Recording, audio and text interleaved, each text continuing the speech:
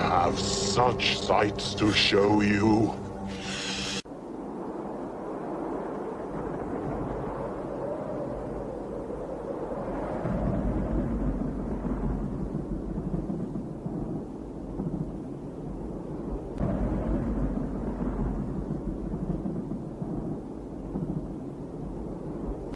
Oh, no tears, please. It's a waste of good suffering.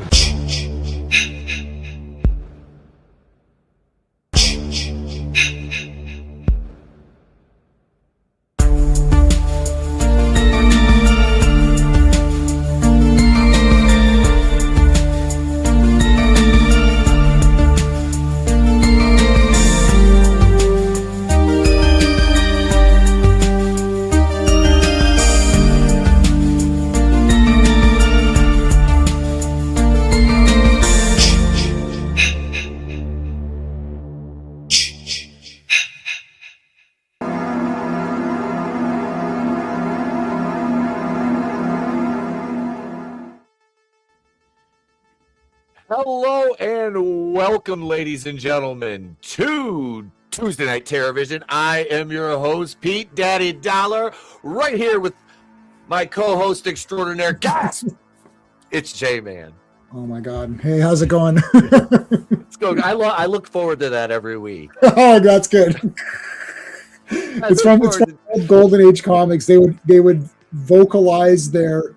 They'd say choke, like when they're gonna cry. They're like choke, gasp, Yep. gasp. They say gasp, like nobody says Yep. that. So I was like, that's great. I know. I love that. I love that. That is Sniff. fantastic, sir. Yeah, Bang, pow, zap. yeah, zap. Oh. Yeah, but it's like they're saying, like, why would you say sniff or choke or gasp? Like you would, it would be like gasp, like a gasp comes, like you put a sound. It's a sound thing, not a verbalized, anyway, whatever. What's up, Gap? Good to see you, sir. Hope you guys tuned in last night as we did the go home episode, the series finale of Monday night going in Raw. Jesus Christ. Monday Nitro here on the channel. After six years on Monday nights, I hung my hat for the last time and we turned out the lights. So this is your show here, folks. So Tuesday Night Terrorvision is the flagship of the channel now. We're up to episode 81, and wow. Yeah, I think once we get to like episode 100, what I'll do is we'll go back and I'll find where the episode number. I can't remember what number it is. I have to look back where you started as full-time co-host. And we'll do a ranking of our movies. Awesome. Yeah, that'll be fun. Yeah. We'll do a ranking of all the movies we've reviewed together, and we'll put that list together. That'll be fun. That'll be fun. So this week, folks, we watched Nightbreed by Clive Barker, and I'm a huge Clive Barker fan. Like I said, right off camera here, there's a stack of Hellraiser comics. Yeah, those are cool. I just they're crazy. They're like but this movie itself was pretty freaking crazy. But no, before we even get into it and I play the title card, I was like the first half and we watched the director's cut of this, which there's 20 extra minutes? It's like 20 minutes more, but they also changed up footage. So it's like there's like 40 something minutes of footage. 20 of it is new footage, and then 20 of it is altered or different takes or longer scenes. This was I didn't know that. This was the first time I watched it. I own this on Blu-ray, and I had the normal one on VHS, and that's one I always used to watch. So when I was watching this for the first time, I was like, oh shit, like there's a lot more monster action, but they changed something, which we'll talk after. But yeah, so director's cut. It's better. Overall, it's a way better movie. The other one was short, and you're like, what's going on? Like, where are they now? Like, you could tell the beginning is a lot of setup. Yeah. And then once the carnage begins, it's just massive carnage. So I wouldn't call this a slow burn, but the first part's like a slasher. I don't know. Well, I'm actually more interested in your thoughts on this because I wanted to see, like, it starts off, you're like, oh, it's a slasher movie with David Cronenberg being this like serial killer or something with a mask, and then it completely alters, right, to like this fantasy, like this fantasy monster movie, right? It is. That's and I want to show you. Here you go, Gap. Yeah, those are all awesome. And actually, I don't have them all. Yeah, see, I'm missing a few though. So I actually have. Is that all of them that you have? These are the ones that I have. Yeah. Okay, so I've got one. Actually, if we combine our collections, I think we'll have them all. We have the set. Yeah, because I kind of came late to that comic. I love Hellraiser, and I even read the newer comics that came out. I even bought what was the newest book where they merged Lord of Illusions. Harry D'Amour is in what the hell is it called? It's just like Blood Chronicles. No. It's killing me. I had the Hellraiser book, and then they did another book. He did another book, and Harry D'Amour from Lord of Illusions. So the guy from Lord of Illusions is in the Hellraiser. He merged the universes.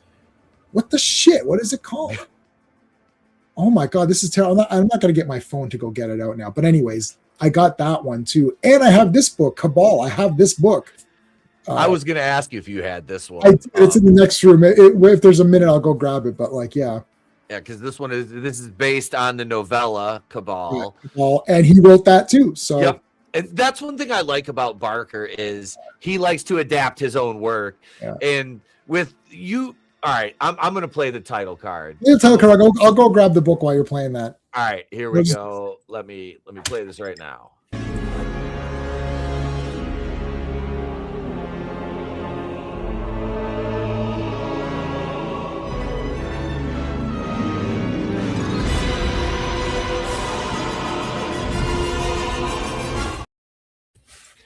Yeah, there it is right there.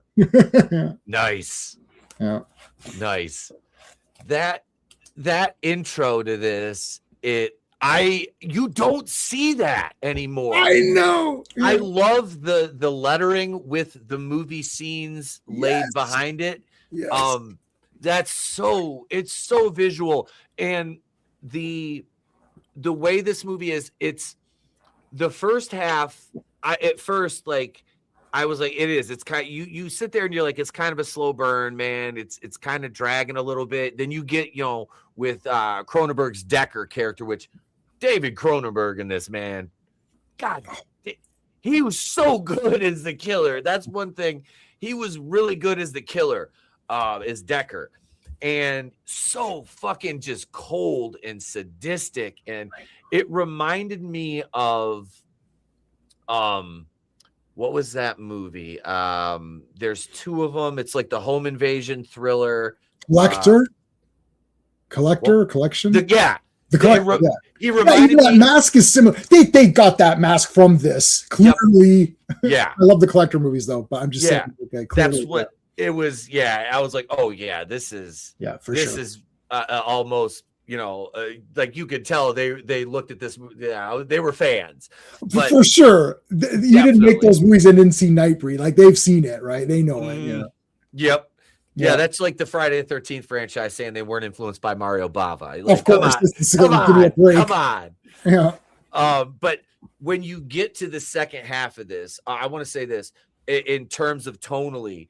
You said there's that shift, and it is very ethereal, very Clive Barker in terms of making the world look lived in, especially when you get beneath the Meridian Cemetery. Yeah. And I was telling Erica made it through about 20 minutes of this, not even, before she was like, okay, I'm good. I'm good. Because she kind of came in the middle of it. She got home from work and I was like 50 minutes in, and I tried to like catch her up to speed. She was just like, this isn't for me. I'm like, fair enough. Yeah. Fair enough. But I said, I was pointing out to her, I'm like, look, because you get all the little monster effects. Like you see, and a lot of them you only see once. And I'm like, look at I was like, just the set. I'm like, it is absolutely Clive Barker. Like his fingerprints were all over it. Just the aesthetic of it, the way it was shot, that almost like mist dream type sequence, like not sequence, but like aesthetic to it all. I love that. I love it. And it's absolutely, like I put on the thumbnail, it is batshit crazy in the third act of the movie. It's like this massive battle with those hillbilly cops or whatever, and you're just like, okay, right. And like, how many Cenobites can you get out of this? Like, well, you had Doug Bradley. Yeah, Doug Bradley was in this. Danny Elfman did the music. Yep. Oh, and that was another thing. I didn't point that out yet. You can definitely hear Danny Elfman. Like, big time. It is like you hear it now. Like there's certain like composers like John Williams or like Bear McCreary, Hans Zimmer. You hear a score and you're like, okay, I John Carpenter, obviously. Speaking of which, Trey and I played a duet on the on our keyboard. We had it set to the organ, and we're playing the Halloween theme together. Oh, awesome! That's awesome. But no, I love. I bought him a sheet music of John Carpenter's best. Oh, that's cool. Yep, and for his recital this spring, he's going to see if he can play the Halloween theme. Oh wow, that would be. I'm assuming that'll be recorded. That's awesome. I want to have him do it live on the air once he gets it awesome. down. And then the Assault on Precinct 13 theme is in there too. I'm like, I was like, buddy, you gotta learn that one. You gotta learn. I was like, you gotta learn it so you can play it on the air. But personally, for me, just because I love Assault on Precinct 13 so much, it's like I watched that movie like before. We never talked. I watched it. I think I watched it twice. I was like, it's so damn good. It was so good, dude. When that kid got nailed, I was like, like she went to get her ice cream, then she just gets up. Woo. It's so cold, and it actually is a whole. That out of all of John Carpenter's movies, that's the scariest one. Mm-hmm. The idea that if all of the race gangs actually did team up, like that would be the end of that town. Like that city's destroyed. Like randomness, and they're going to shoot that old woman with the bastard. Like they don't care, right? Oh man, that's a great urban horror movie or whatever. Yeah, I think what is that? It's like classified as a siege kind of film. But it is. Yeah, it is. Yeah. But no, that movie was excellent. And like I said, I watched, and I don't really remember much of it, but I watched the remake first, like years and years ago when it came out. And I didn't like it.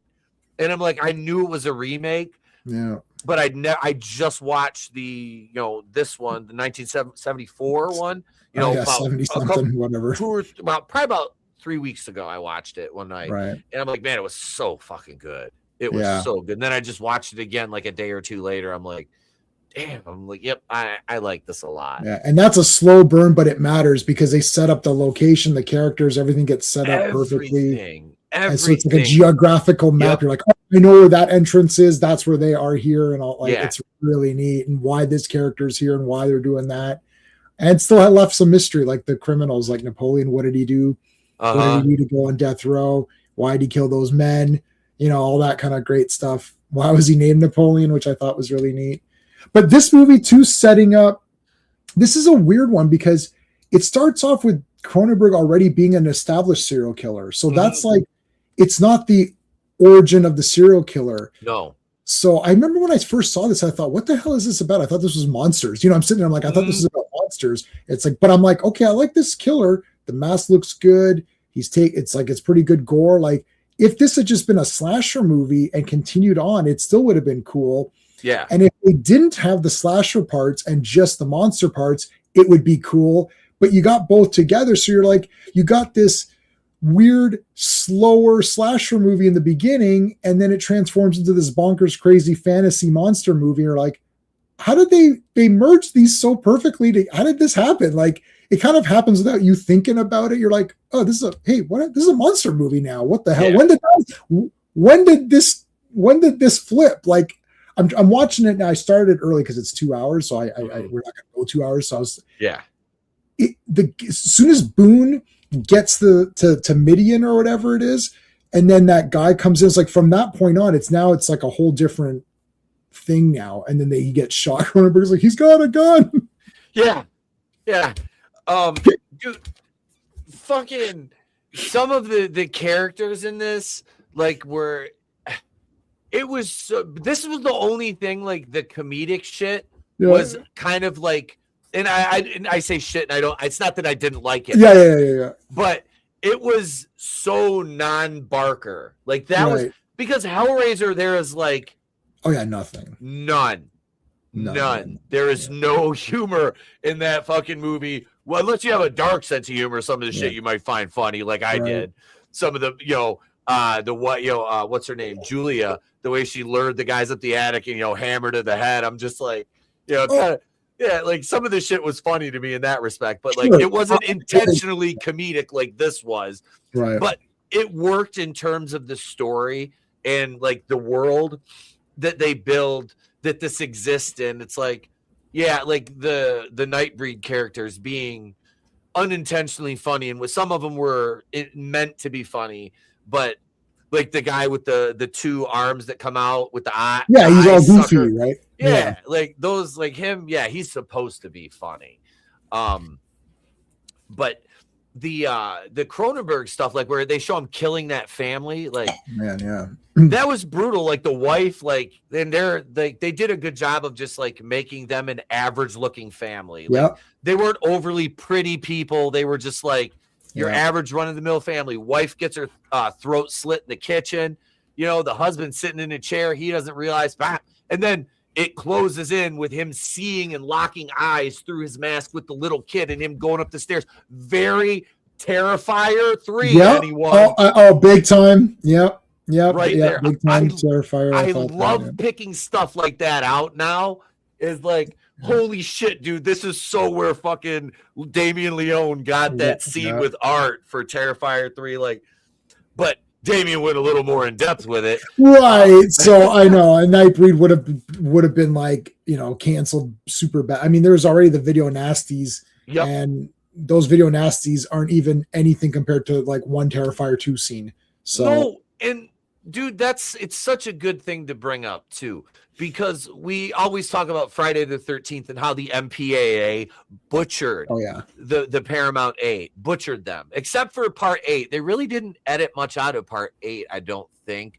But part 8 was, I think that was already the let's get the, like, look, we're like, Jason's a hero. Mm-hmm. Yeah. So he was. By that point they know, right? Like, So they made it differently than the other ones. Right. He wasn't as menacing. Right. But the MPAA notoriously, had their way with the Friday the 13th gore. And to bring it to now and like using Terrifier as a baseline, there's no way that would have got an R rating back then. Now the MPAA is just like, Comics Code Authority for comic books, that's my thing. Same thing. Even music, they have the parental advisory. Nobody gives a rat's shit ass about that little tag that they put on. These rating systems, Canada's rating systems are different anyways. We also have Canadian content rules. So Cronenberg movies, which are always weird, and Clive Barker as well, like these guys all go together. They're all weird movies. It's like they just get whatever rating because it's like, well, we've got to get the Canadian content. So if you make a weird ass movie, who cares? Cronenberg was producing movies, like furniture companies were producing his movies because you get a tax break from the Canadian government if you produced one. So they didn't care what they produced, right? So if you have a Canadian business, you're like, okay, I'll just produce it. I don't care. So it's like Cronenberg's like, well, I'm going to do this movie where there's these weird mutated kids that, it's, well, that's fine. Who cares? Like, they don't care. No. So, similarly, like if you can get around these things, but that's where you get the creative stuff. Mm-hmm. As soon as someone comes and says, you got to change all these things, even the head explosion and Scanners, they're like, well, you can't do that. He actually used, how they did that with a real gun. Oh, really? Yeah. They filled up the head and he had a shotgun and shotgunned it. and then somebody, he got ratted out and they're like, you can't have firearms without having the marshals there and all this other shit. And he's like, oh, it's like, okay, we'll refilm it. He goes, we just refilmed it, but we just used the same footage. We just used the same footage. They're never going to know. They're not going to know. No, there's no way to check it. Like, what are you gonna do? You know? Yeah. So same thing. Like, see, this movie, this is the director's cut. So I don't remember how much it was edited before, but Clive Barker did not like that theatrical cut. They cut out all the gore. You could see this movie once they descend. Once they descend into Midian and they go further down, you see all the Clive Barkerisms. Yep. The weird. It's sort of like this perverse sexual. Like some of the monsters are kind of attractive. Yeah, they make the female monsters like the porcupine one. Yeah, like she's very seductive. The Egyptian looking gal. Yeah, she was nice. Yeah. Oh yeah, she had really nice tits. Yeah. I mean, but that's Clive Barker though. Yeah. Like, he's very he got the Hellraiser shit from. He's gay. The leather bars he said in London. That was a lot of the influence for the Cenobites. So the fetish. Yep. The BDSM type stuff. That is what influences his visuals and even his storytelling, obviously, in terms of the Cenobites and the pain is pleasure stuff. I mean, that's textbook BDSM. Yeah. And I know you have to be, keep it tame for YouTube, but in no certain terms, that's how he writes, that's how he directs, and that's how his creativity works. And it translates well in his films. The first two Hellraisers are absolute masterpieces. 10 out of 10, easy. They're masterpieces. Everything. And part one is slightly underrated if you can underrate it, because everyone says part two is a 10 out of 10, and that's very obvious. Part two is the very obvious 10 out of 10. It's like Terminator 2, very obvious. It's 10 out of 10. But the first, don't sleep on the first one, because people go, Hellraiser 1's pretty good, but part 2's clearly, I was like, Hellraiser 1 has a lot of themes in it. It's very dark, and it is messed up in it's way more messed up than whatever Terrifier movie comes out. All of these other ones, they're just trying to be extreme. Clive Barker really gets into the world of what he's trying to do. This is the problem with some of the later Hellraisers, where it's like, they're just making movies just to make them now. And even the new one, 2022, they lost the fetish. They removed the BDSM. Yeah, BDSM. They removed that. They got rid of the leather, so they looked more creepy and weird. But you lost a little bit of that kind, like Pinhead being so perfectly symmetrical. There's a beauty to it. It's literally, and it's 108 pins. I think it's actually a geometrical pattern. Like it's a grid, and it's perfect. Each is like a 1 inch square around them. There's a beauty to it. It's so precise. There's a mathematical beauty to it, but it's torturing too. And even like the way, this is slit open, and everything is very precise. Whereas, later you can make them look gross. This one is fantasy based. You can see each guy is unique. I like that they said each one is killed for, how do you kill Nightbreed? Well, maybe you can shoot them, somebody's son. Boone is not affected. He's like this hybrid. I like that we're identifying with a guy that's going to become the leader of the Nightbreed, which is, it's forcing the audience to identify as Nightbreed. Yep. Is that neat? That's pretty neat. That's actually clever storytelling. Yeah. This movie kind of, people aren't appreciating this movie that much. And I liked it anyways, but I didn't, I thought it was a cool movie, and I didn't really, it's different when we watch it together, like when we're watching it for this, because then I take notes. And then more like film school Jay comes in. It's like, let me evaluate, because I'm writing this down. And it's like, okay, I'm like, well, there's a lot going on in this movie. Whereas, young Jay was like, this was awesome. It's like, monsters. But there's a lot going on. Even the guy that wants to be a monster. And remember the guy, Everett McGill? I can't remember if that was him, who wanted to be, and then they rejected him. And he was that old guy who was like, Cronenberg tortured him to get the information on the, so he wanted to be one, but then they rejected him. And then that other guy literally peeled his face around. It's like, I want to be one too. It's like, the desire to get into this world, and you get there and you're like, this is kind of weird, but it's kind of seductive. But when we read the book too, I know a classic comics writer. We talked about it before. I've not read the book. I can't read I own it. I basically bought the book. It's like, I'll get to it. And then I can't read everything. What the hell? but yeah, so like, did you like so Doug Bradley's in this? What'd you think of him in this one? What was his name? He has a weird name. The names are all weird, man. I have not memorized them all, and I've seen this movie like 20 times. Let's see, Doug Bradley was Dirk Lylesburg. Okay, Lylesburg. Okay, yeah, Lylesburg. Yes, there's so many of the weird names. I like Peliquin. He was cool too. He was Peliquin was the first guy he meets. It's like he's meat or whatever. His voice was the friggin' best, man. Like, I think that was that guy. Peliquin was that deep voice guy. He's Nightbreed now. And you're like, holy shit. It took me a minute to recognize Bradley because like his voice, I was like, it was one of those.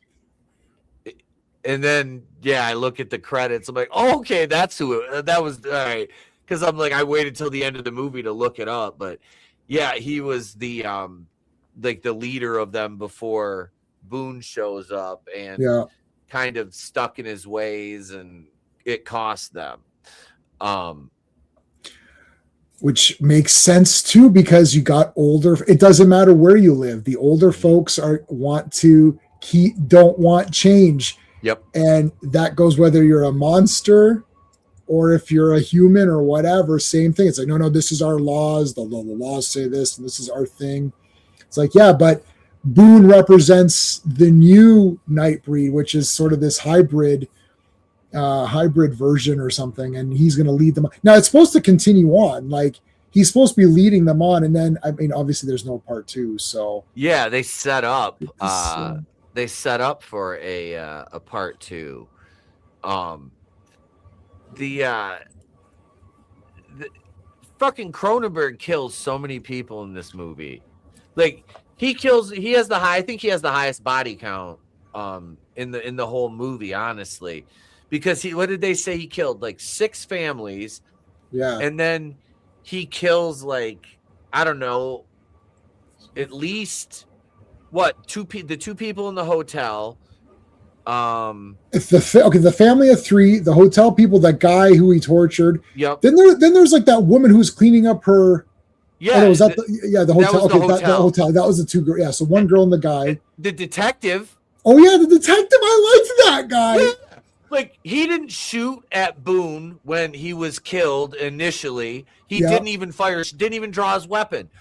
And like right in the middle of all this, like prepping to go in and do the assault on the Meridian Cemetery, Cronenberg just fucking cuts his throat like in broad daylight. I'm like, is nobody else seeing that he just? It was like the Will Smith meme. It's like, just slit his fucking throat. And then also he killed that woman at the bar who was helping her out. She was the shit? Yeah, like, she was nice. She was a nice lady. I know. It was like, what the hell, dude? Why did he kill her? She didn't even do anything. She was there. She was a victim of circumstance, basically.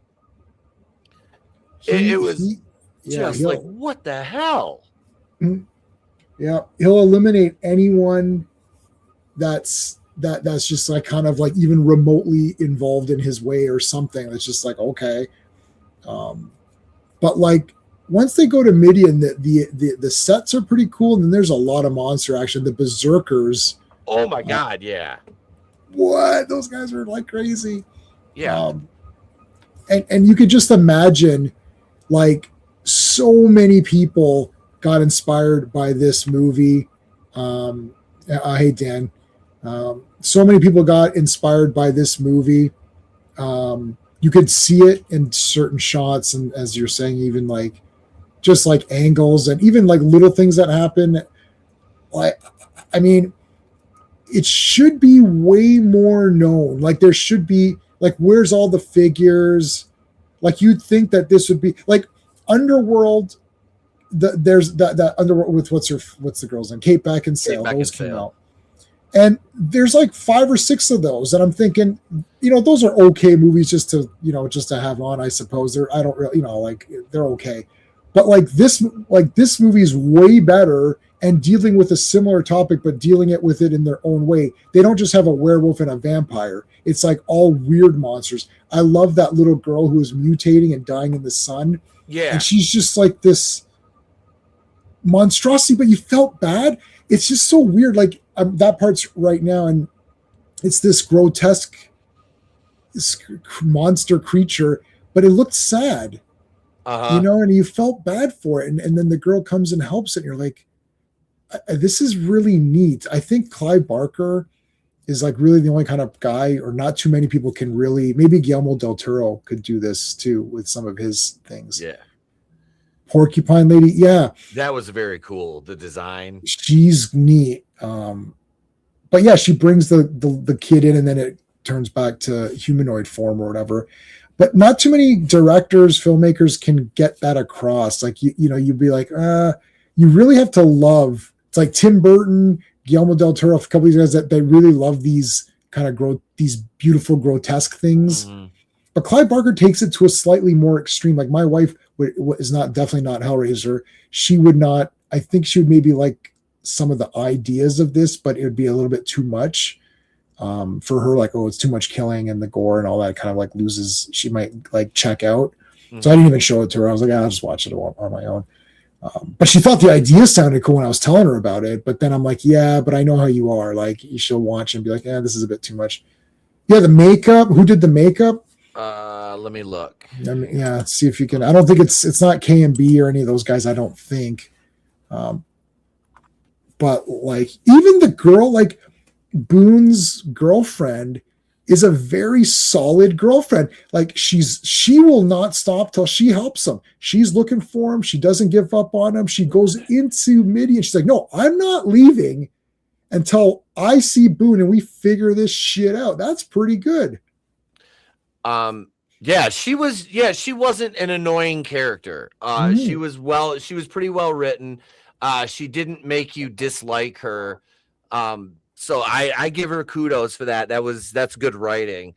The main makeup effects artists for Nightbreed were Bob Keane and Jeff Portis, leading their team at Image Animation Studios, with contributions from Mark Coulier, Neil Gorton, Sean Harrison, and Tony Gardner, who created the iconic Midian creatures and other grotesque designs. Right. So, one of my favorite filmmakers, who is definitely not for many people, that would include all my friends, except for me, Alejandro Jodorowsky, who wanted to make the first Dune movie, and I love that. There's a documentary called Jodorowsky's Dune. It's a masterpiece documentary. Anyways, he made a lot of weird movies, and I own them all. He loved this movie. And I was just reading a thing where it's like I was looking on Wikipedia where he was saying like, oh, it's like, what did he call it? It was like a gay, what did he call it? Alejandro Jodorowsky called Nightbreed the first truly gay horror fantasy epic. I was like, I guess that could be it. Maybe. I don't really see this as gay though. I don't see it as gay either, but I think just because Clive Barker is gay, they're like, let's throw that in there. Hellraiser is way more gay than this. Yeah. Very. I love that movie. It's fucking fantastic. But I mean, that's not even undertones, it's overtones. They're there, but it doesn't affect. But see, that's the beauty of something written by somebody who truly understands and is not like overtly preachy about it. It's just like, this is my lifestyle. This is my art. Yeah. I'm going to present it like this. And it's clearly there, but it doesn't really take over the story or impose its will upon the story through the writing, if that makes sense. Yeah. The agenda is to make a good movie, not to push an ideology. Yes.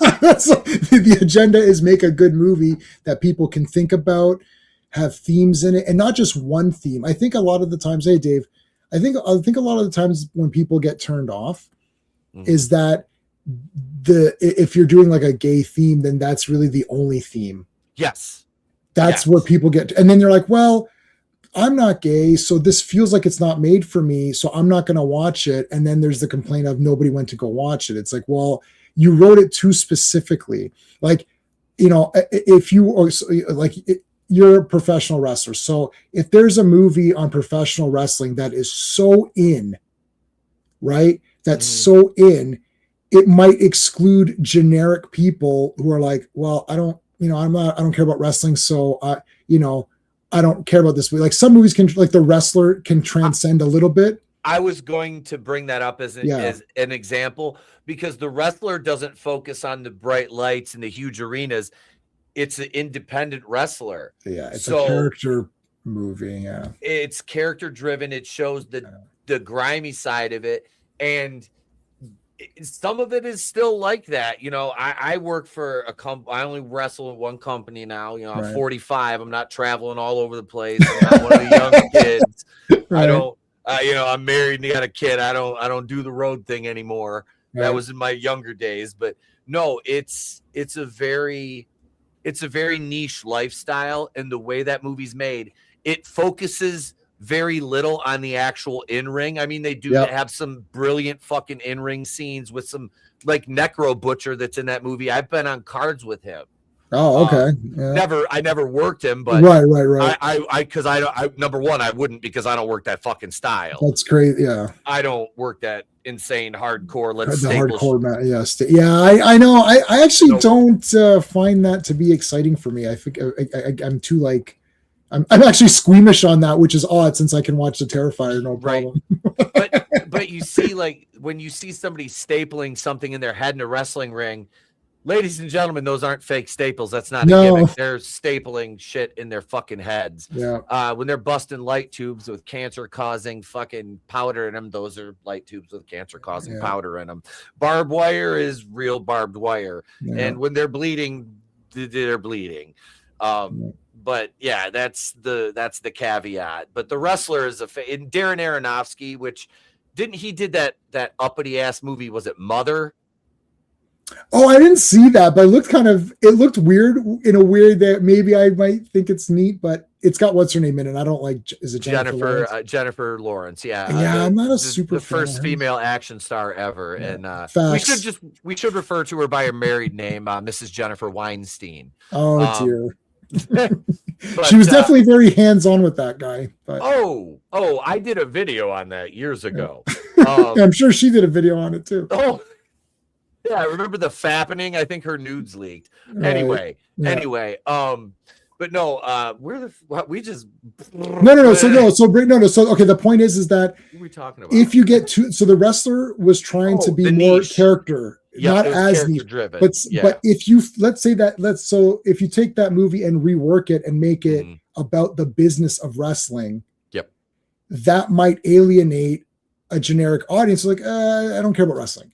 So you got to be careful in how you do it. So this is the thing, when if you have it, like, I hate to say, I didn't see Brokeback Mountain, but let's use that as an example. It's like, that movie doesn't seem like there's anything going on other than what they're trying to say. So you're just like, well, it's not for me. That's the problem. And Clive Barker never did that.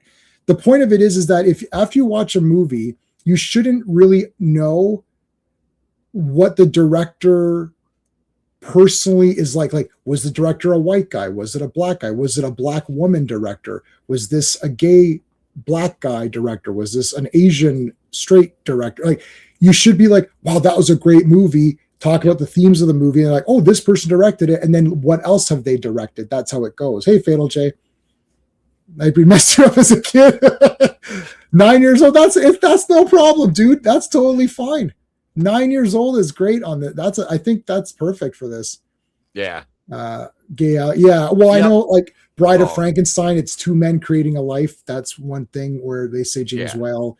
But again, if you watch that movie, you're like, well, it's just two scientists creating cool shit. They make those little guys, and Bride of Frankenstein's a great movie. That's a masterpiece. But they make those little guys in the jars, and they make the bride for the monster. So same with this movie. It's like, this movie is about a piece of crap serial killer who's gonna fight the Nightbreed guys. In the meantime, there's one guy stuck in the middle who bridges. It's weird because he brings Cronenberg to the breed. Yep.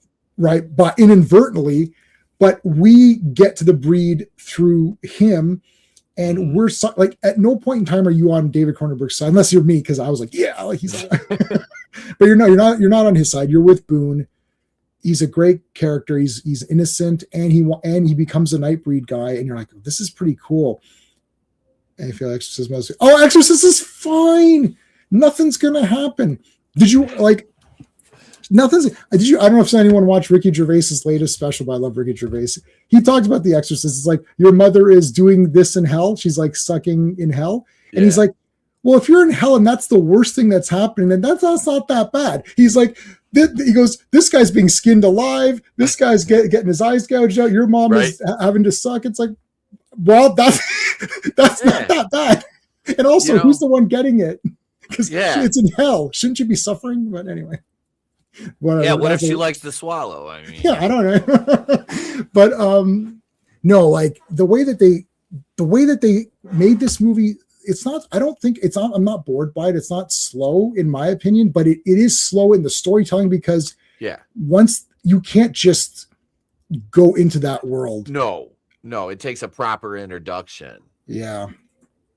And here's the scene where Cronenberg kills the cop, the black cop. Oh, what's timestamp are you on? I am at 1:28:25. All right, 1:28:25. Yeah, he just cut his throat in broad fucking daylight. Like, and that guy, like, he really didn't. He was a good character, and they didn't give him enough shine. Like I said, he was the only one that didn't fire at Boone when he was in the tall grass there when they shot him out in front of the Meridian. He kind of was like the voice of reason. We haven't even talked about the crazy ass sheriff yet. Oh my God. I mean, shit, that guy was messed up. Nightbreed creatures looking at us. Yeah, the guy with the chin and there's a lot of weird. Wait, Fatal J. Are you talking about Jay Leno? I know. I thought that too. Fucking look like Jay Leno. I didn't think that when I first saw the movie because I didn't really know. I didn't know. Yeah. But when I saw it now, I was like, oh yeah, it's that Jay Leno guy. Yeah. So I said, I was like, oh look, it's Jay Leno. How nice. How nice. He's got a cameo. Yeah, but that sheriff is bonkers. Well, he's clearly a ist or whatever, right? Yeah. Oh yeah. That was the sort of the point about it or whatever. Oh yeah. They definitely put that over with him. That character was just like, he was almost out of place in the movie. Yeah. Like he would have fit in like a comedy, like where he was ironically like, just a gung-ho fucking, ultra fucking right wing kind of like character.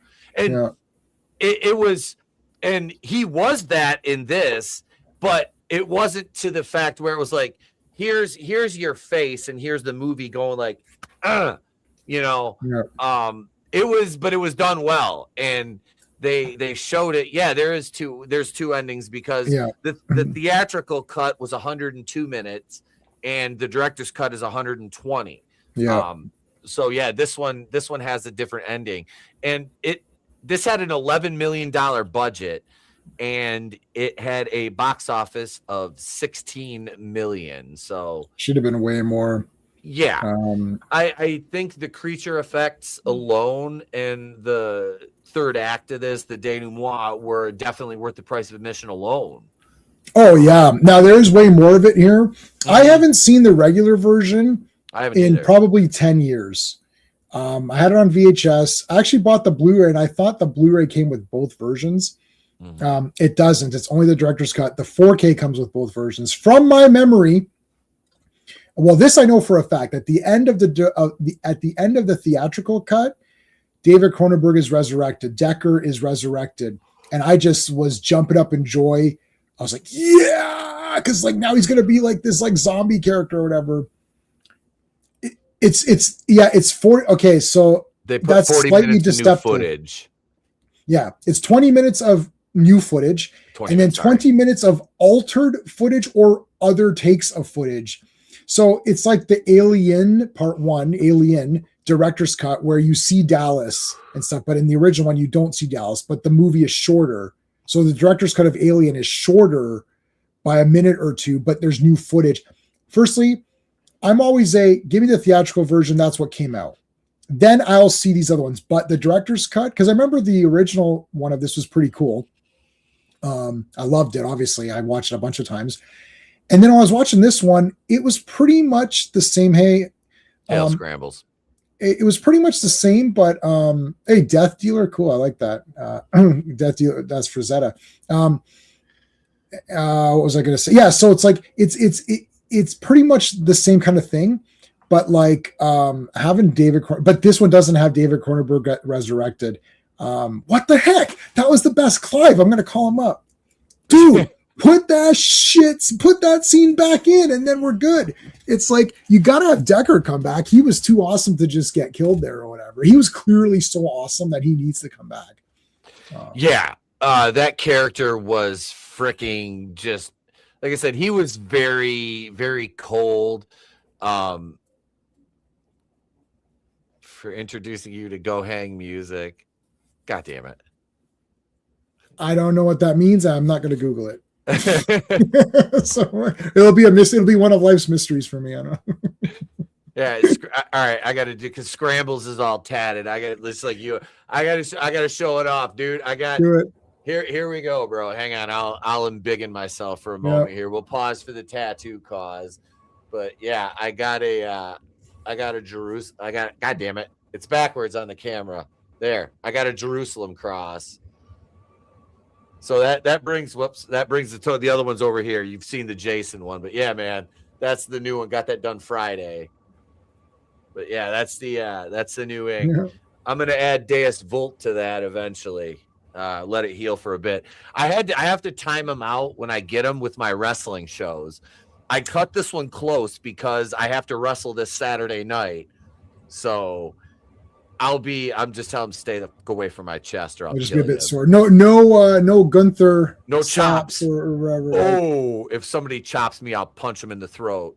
I'm actually considering wrestling in a t-shirt, something I don't like to do because I've worked hard to wrestle with my shirt off, but it's like I will maybe just to protect it because number one, the ring is a fucking germ trap. You definitely don't want. Oh God, no, you definitely don't want. And then also my buddy had a tattoo like half sleeve. Mm-hmm. It got he fucked it all up or something, and he had to get it he basically got it removed and start over. And it's the grossest thing. You only see those removal videos where it's like you're like, oh, this doesn't look that bad. If you see the process of it, it looks like Freddy Krueger. Like it's like so gross. And then you have to wait for the skin to fully be back to the normal. And then you can go back into it again. Anywho, don't get a tattoo unless you really want it. Yeah. But the porcupine woman is now exposing herself in the movie. And it's kind of weird. Like, you're like, I don't know if I like this or if I don't like it, but you're kind of still watching it. Yeah. Yeah. Like, I love the guy with all the bandolier on. He's the first one that goes walking over there like a fucking idiot. Yeah, come on. Yeah. Like, he was the one dishing out all the weapons and shit. Yeah. Yeah, the one guy gets a spike in the back of the neck and he just keels over because they're poison. Yeah, he got the one spike or whatever, that guy. He got kind of the easy death. This is such a Clive Barker, though it is. It's this right here. I'm like, so much of this shit, like with her, the way she is, like trying to be like the seductive nature of it. I'm like, this is so yep. And like I said, once you get into the underworld, and that's a gnarly scene with him getting all those quills to the face. Then she runs by the other guy, gets him in the back. And like Boone is walking around down there while everything's being destroyed. Even when they first came in and just explored it, I like movies where they just give me a minute to get my bearings. Yep. Like, let me see what's happening. Like, it's not just quick cutting. They literally go through, they go through and like, you can see everything. It's very clear. You got guys doing weird shit. You're like, that's kind of weird. I don't know if I'd want to be in that corner. Like some of the Nightbreed look okay. Like the Egyptian lady, she looked good. There's a couple of guys that look kind of normal. Mm-hmm. So you're like, well, maybe Boone can transform between. This is interesting. He can go from normal to Nightbreed almost like it's like a superhero. Like he can change his identity. So he can pass as normal. So if that's the future of what the Nightbreed is going to be, because now his girlfriend is going to be Nightbreed. So if they mate and have a kid, that kid will look normal but can turn. That will be a big advantage. You see, this Nightbreed, they had to fail. That place had to collapse because it's stagnated, right? Like nothing's happening. There's no fresh people. You're just recycling, it's like there's that kid, okay, where's the dad, who knows, right? He went out for cigarettes and scratchers, and he's gone, right? He's gone. But like all of that, I just saw the shot where they did the POV of that monster. That is a Clive Barker going through the tunnels of hell with the engineer coming close and all. That's right that's right there in Hellraiser. Another Hellraiser. And then the eyes, all of those slits. You thought the slits were just for show, but they're all multiple different eyeballs. That's a big, but yeah, like I mean, there's so much like style in this. Besides it being awesome too, releasing the Berserkers, man. Come on. Oh yeah. You knew they were going to get, you're sitting there. Sometimes it's good to have watched a lot of movies because then you can kind of enjoy the expectations. You're like, oh shit, those Berserkers are getting loose. We can't let them loose. They're crazy. And you're like, oh, they're coming loose. Yeah. As soon as the character says we can't let insert here loose, they're insane. Oh, yep. Yeah. They're fucking getting out. Yeah. They may as well just say, set your watch 20 minutes from now, they're loose. Yep. I love it. I just like, and then some of the breed are really messed up though, and I'm wondering what these Berserkers like. I mean, they're leftovers, so I'm assuming they're the previous generation of breed, maybe. Like they would have to be, and they'd have to find a way to contain them because they're like freaking orcs almost. Yeah. Kinski, if we eat them, we break the law. Peliquin. Oh yeah, I want meat. Yeah, that was awesome. And that Kinski is Jay Leno, and Peliquin is that. I like when Peliquin shows. When he showed up, it was pretty fast. It's like, oh shit, they're right, because he goes to Midian, and it's like, oh, there he is, boom, and then they're just captured immediately. It's like, oh shit, he's right there, and then it's like, oh, he's meat for the beast or whatever, and you're like, okay. And I didn't get what his powers were. They also didn't show who lived and who died exactly. I think in the original version, it was more clear which monsters lived and which monsters died.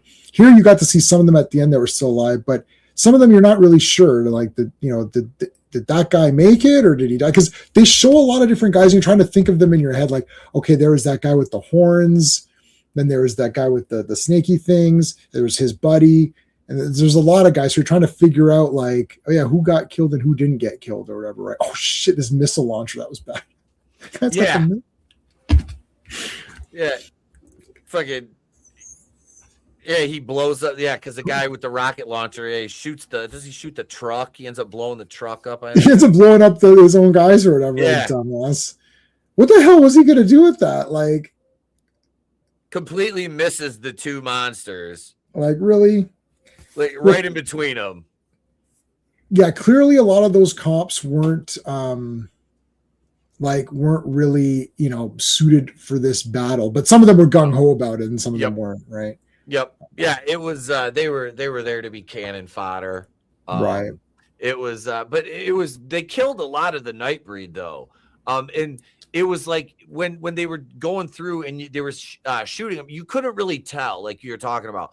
They didn't really make a point to show you. And if they did, it was like, this is just an ancillary character. They didn't. So like, I haven't seen the original, like the theatrical cut of this since I was a teenager. So I didn't really remember much about this. Mm-hmm. Some things, but I think I only saw it once. This one, like the director's cut. Yeah. I like the added gore in the third act. Like you said, it made it pop more. All the creature effects were freaking fantastic. And the ending of it, like the battle between Boone and Decker is a pretty good like boss fight. Yeah, it's Mortal Kombat. It's basically Scorpion versus Johnny Cage. Like I did not think of that till this viewing now. It's like, oh my God, this is like the Johnny Cage realm or the Scorpion realm. And they're fighting on that bridge and everything. I'm like, wow, that's crazy. But like, yeah, see, Boone is now channeling sort of the Nightbreed powers or whatever. But another thing, Clive Barker does this a lot, is his view on sort of conventional religions. Like the Nightbreed is a religion. Obviously, they have their god that they pray to, so that's a form. Hellraiser has its belief systems, and it's sort of, there's Christianity, but there's this, and the hell in Hellraiser is not the hell. It's not the Christian hell. It's this dimension or something, right? This one, you've got the priest who is sort of feels like, oh, he's like some sort of like, just like, he's a drunk or whatever he is. But then he starts to see that, oh, I don't think the breed, he's almost, it felt like he was almost kind of siding with the Nightbreed guys. But then when he saw their god and then their sort of holy water, I don't know what you call whatever it is that's there, like the breed's holy water. Once he's christened with that, he becomes like a weird Nightbreed guy, but he hates them for it. If I was going to ask Clive a question, I would have asked something about that and be like, what were the thoughts of this priest? Because he comes into the movie real late. And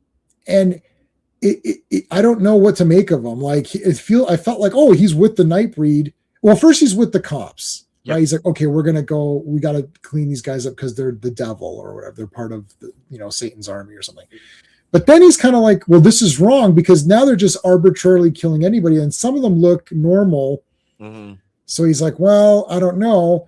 Then he's like, well, let me go investigate. He goes investigate. So we're watching now. So here he is now. He's going to go investigate and see their god, that big statue thing. Yep. And then he gets christened with that crap. And now he's a Nightbreed guy, but he hates them. Yeah. So, but then he's not really with the cops though either. Because he kills the sheriff. Yeah. I don't know. I feel like that's a part 2 character.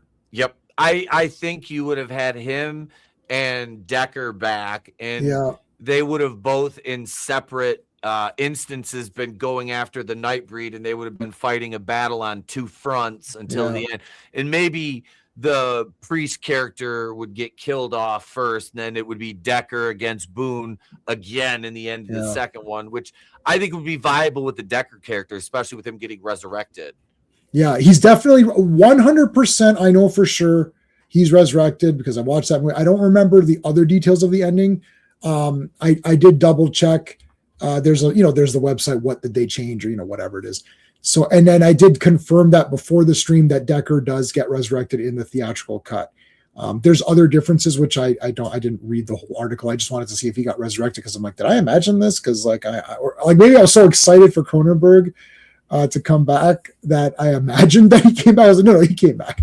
I think you're right. I think it'd be the priest and Decker somehow trying to form some sort of like union or something to take out these Nightbreed guys. In the meantime, Cabal, now Boone called Cabal, has to find a new home for them or something and build up the family again, or fight back, or like, I don't know how crazy this is going to get. Like Phantasm, you end up getting to where the world is like destroyed by part 5 in one timeline. But I mean, I don't know how crazy, like, does Cabal literally say you're either Nightbreed or you're against us?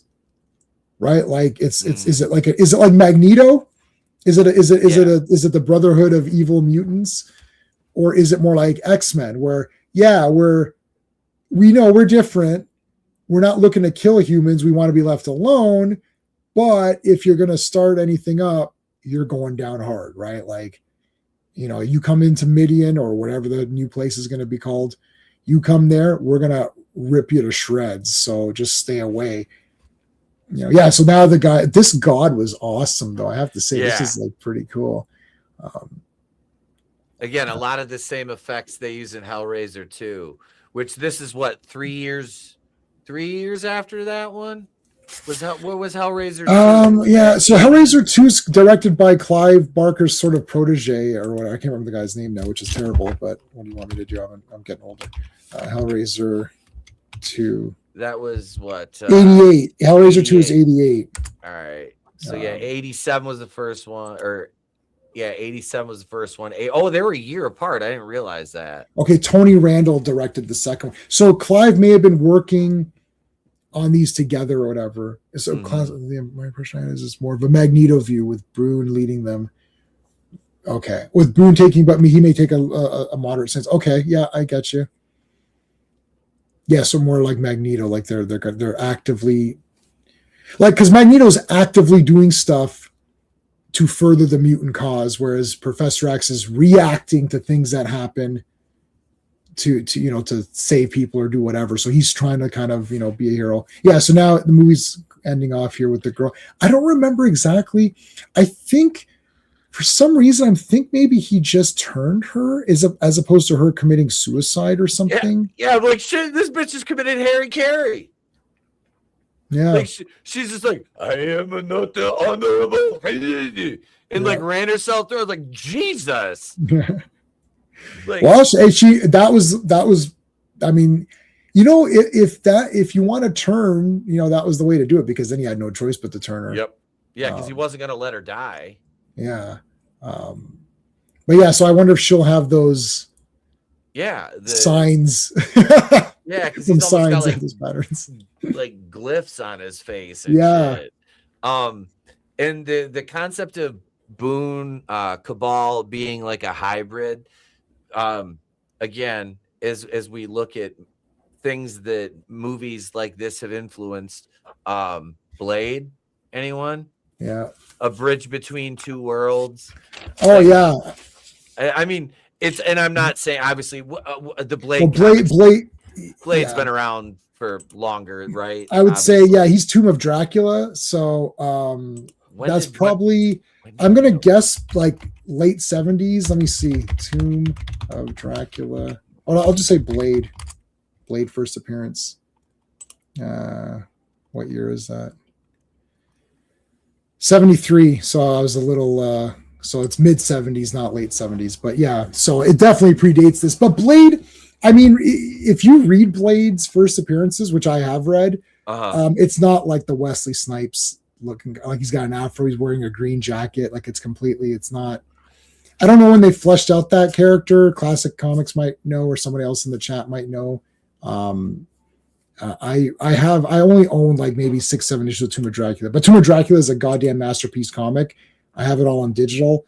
Marv Wolfman and those guys, it's just like a masterpiece. They should just make that an entire series of movies. But anywho, like the Two Worlds. I mean, we've seen that. That's been used after this with Underworld. I think, is there not anyone in Underworld that's the two? I haven't seen those movies in forever. I think I've only seen the first two. What is there, like 75 of them? There's like probably like 6 or 7. Well, actually, there's one that doesn't have Kate Beckinsale. It has Rona Mitra. Okay. And that's a prequel. And I thought that one was awesome. I was like, this is better than the other ones. I haven't seen it. Well, because it was like in medieval times or something. I thought this is cooler because the other one's in the now, like in the present or whatever. Mm-hmm. Yeah, I mean, I don't know. I'm surprised. Like this is, so we've done a few of these where like the Burning, Scarecrows. Yep. There's a few of these, like, why isn't there more? It was not hybrid before the movie. Okay, so the movie used that. He was just the guy who used wooden knives. Okay. There you go. I thought so. That's what I was saying. He's completely different in his first appearances. So that is definitely possible that they took inspiration from some of this stuff. I think that some guys are getting inspiration from stuff that they don't even know what got the inspiration from the first place. It's like third-hand inspiration. Mm-hmm. Like anyone making a horror movie now, let's say with the kid, there's Universe of Fantasy Merge, Marvel Hellraiser, Nightbreed. Oh my God, really? Oh, Hellraiser versus Nightbreed. Oh, I think I remember that coming out. I can. If that's out, I'll find it for us. Yeah. I also have a lot of Hellraiser comics, the newer ones where Kirsty becomes Pinhead. Okay. And like, yeah, I was reading all the Hellraiser comics up until like 2018 or whatever, like whenever they stopped. And they did one where, so Elliot Spencer is Pinhead. So he comes out, he trades with Kirsty, he makes a deal with her, and they swap souls. So she becomes Pinhead and she's all white with the pins. And Elliot goes into the real world and is doing all this crazy shit. So, I mean, the comics got really like, I still thought they were neat.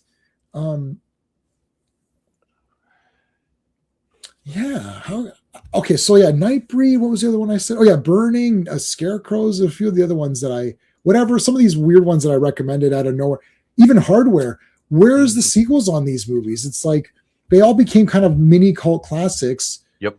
But Nightbreed is so easily a series. Yeah, I'm shocked. Number one, I'm shocked there was never. Well, I mean, they still made a profit. I'm shocked there wasn't a sequel to this. But if you think about it, the cost of doing the effects for a sequel, considering you're going to have them, you're going to have to rebuild another world for them, to occupy some kind of space, and you're going to have these creatures out traveling around, which is going to cost more because then you're going to need to show more. I mean, I'm just kind of thinking of, the thought process that went into. I mean, I wish there was a sequel to this, because after watching the end of it, the ending, you get a happy ending basically. I think, you know what? I think you hit upon something, because you're right. This movie is not okay. The problem with this movie is that the gore and the slasher stuff makes it a horror movie, but horror movies are typically way low budget and don't make a lot, but they make a lot in ratio to their budget. So $16 million for this movie, if it was $1 million, would be like, that was great, like Friday 13th or something, or Saw, right? Saw cost like $1 million and it made $8 million on its first day or whatever, right? Yeah. So, but because this movie is so effects heavy it's not even the same type of creature where they could cheat. Oh, everyone's a vampire, so we give everybody a teeth, and the werewolves only turn to werewolves sometimes. We only need 3 werewolves. Like James Cameron only had 6 aliens. Yeah. Like xenomorphs. He only had 6 xenomorphs. But wait a minute. I swear to God, there was like 100 xenomorphs. I know, because he used a lot of trickery, right? And your mind filled in the gaps and sound effects and just movement. You're like, oh, there's 1 million of them. No, there's literally only 6 of those guys. And there's actually never more than 6 on screen, but your mind makes it more. But this movie, because every character is different, you can't copy them. You can't just have, okay, we'll have 10 Nightbreed guys in the front, and then everyone else in the back will just be a shitty makeup, like Planet of the Apes. Yeah. If you look really closely, I'm scared to buy those on 4K because I already have the Blu-rays. Hey, how's it going? I'm scared to get those because the clearer it is, the more clear that the background apes. It's like, whoa, that's just a mask. Like, there's no prosthetics to it. Yeah. It's literally just like, give these guys some ape masks and they're good. They're in the background. Nobody's gonna see them, right? Yep. Yeah, they're fine. They're fine. They're just set pieces. Right. It doesn't. You only needed like what 6 ape. It's basically Dr. Zaius, Cornelius. What's her name? Zira. I guess the Ursus. Like a couple of the bad apes. Like that's it. You only need like 6 or 7 ape masks that are the good ones. Yep. Right. The rest are. Doesn't matter. It doesn't matter, right? But on this one, you can't do that. So yeah, I don't think it's. Maybe now it would be okay. But they would do shitty CG on all the creatures. That's the caveat. Is you could do this with practical, and I guarantee you it would make money. Yeah. Because Clive Barker could do this. Be like, hey, I bet you he's got a sequel to this written already. He does. He has a treatment for a sequel to this. And so what's what? Okay, so the ending of the theatrical cut, differs from obviously the director's cut. Right. So did you? I don't know the exact. Except for Decker being resurrected, I don't remember. Like people can Google it. The thing is that this movie definitely flowed better. So the other one was very choppy. Like they shortened up scenes. It's kind of like you'd think that, oh, the pacing is better, but actually the pacing is worse because things happen so kind of like, it's like, oh, look, Decker's his doctor. And you're like, what the hell? Like it comes out of nowhere. You're like, oh. Whereas they have scenes where he's calling him, hey, Boone, did you take your medicine? I want to see you again. You're like, oh, that must be his doctor. Versus like in the other one, he just goes to see the doctor and that scene's not even there. So you're like, why is he here now? Oh, that's his doctor. Oh, okay. I mean, you can fill in the gaps. I still love the movie. Like the theatrical version was still like a 10 out of 10 for me, even though it was flawed. Looking at this one, which to me is a 10 out of 10, so there's my score. This is going to be a 10 out of 10. And now looking back, the theatrical will probably be like an 8 out of 10, right? Comparing it now to, oh, I'm like, oh, this one's way better. But this is filmmaker, you and me reviewing this on a live stream, not you and I hanging out, just watching a movie just to watch a movie. Then the theatrical one is still awesome. So, I mean, I'm looking up the cinematographer right now. It's Rob Vigian. I don't know how you pronounce it, but he worked on Hellraiser, Hellraiser 2, The Fly. Surprise! Like shocker. Yeah. So he's a Barker guy, that's Clive, and it's so imprinted on the style. You gave this one a 10. Yeah, it's a friggin' 10, man. Yeah, I'd like to be able to disagree, but I can't. I really can't. I kind of want to watch the theatrical cut of this now that I've seen the director's cut, just to see the differences and how it's edited and shit like that. But no, this was a fucking a great watch. It really was. It seemed slow at first, but then once you get past the halfway point, it's like everything makes sense. It's like, okay, so everything falls into line, and you can get caught up in the visuals of it too, even if you think it's a little slow. Yeah, I said it was a little slow, but it's not like I wasn't enjoying it. You know what I mean? Cronenberg makes up for the attacking the family. That was pretty good. So that's a couple of minutes there of a pretty neat scene. So every so often, like, I think when you watch it again, it won't seem slow because you're like, oh, okay, Yep. Versus where, like, when you don't know what's happening, you're kind of like, okay, well, where's this going? You're like, okay, well, it's not a serial killer movie because it's called Nightbreed, and I saw the poster. That's the other thing. Like, people are like, okay, so I saw the poster. It's called Nightbreed. I don't see any of that. Right now, there's this serial killer mask guy, and you could be like, I don't like slasher movies. I thought this was going to be a fantasy horror movie, and instead, I'm getting a slasher serial killer. And then it's like, oh, now I got the monsters. But the shorter version also shortens everything, so you get less of the monsters. So that movie's even more like, now the pacing is better, but you're like, well, that, and then it's more like 3/4 serial killer and 1/4 Nightbreed monsters, right? But in this one, you get more. All of the extra stuff felt like it was Nightbreed stuff. Shit. Shit. Is that? Shit. Oh, that's shit. Shit. Yeah. That guy just died. The guy from The Wire, that gif. Oh, I've never. Oh, I didn't know that. I didn't know. Okay. Yeah, he like just passed away. All right.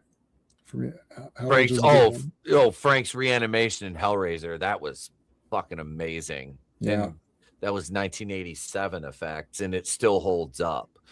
Because they did everything in reverse with that, which was really neat. Genius. It was awesome. And it was such a cool effect. Yeah, the idea of, and they don't even do in Hellraiser, they don't even do one life for a resurrect. It's like multiple stages of escaping hell. So you need to kill multiple people in order to fully get the guy back or whatever. And then he takes his brother's skin. The brother is played by Andrew Robinson, who is the killer. He's the Scorpio in Dirty Harry. And he's one of my favorite characters on television from Star Trek Deep Space Nine. He plays a character called Garrick.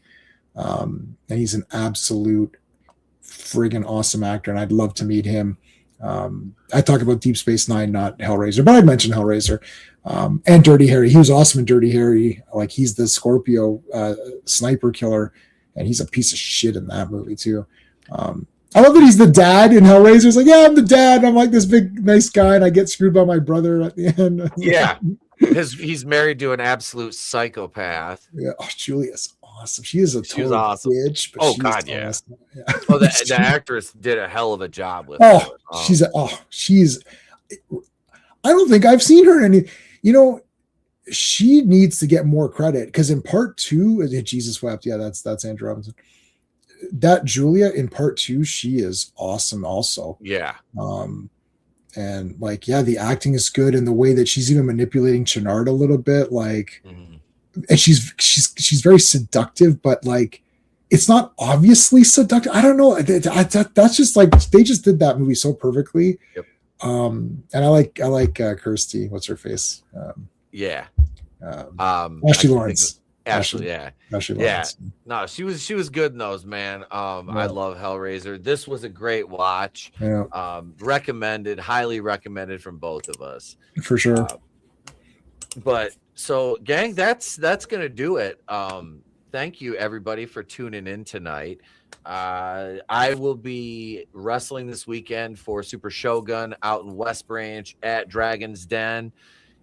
Saturday, doors open at 6, show starts at 7. It is it's a Japanese promotion. The name of it's basically, we're doing like a battle bowl tournament for WCW. It has a Japanese name that I can't remember or pronounce. So I'll just describe it as battle bowl.